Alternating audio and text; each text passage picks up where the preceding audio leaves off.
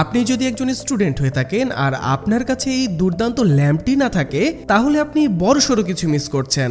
সারা দুনিয়ার সেরা সব স্টুডেন্টরা রাতে পড়াশোনায় ফোকাস ধরে রাখতে ব্যবহার করে এই ল্যাম্পগুলো।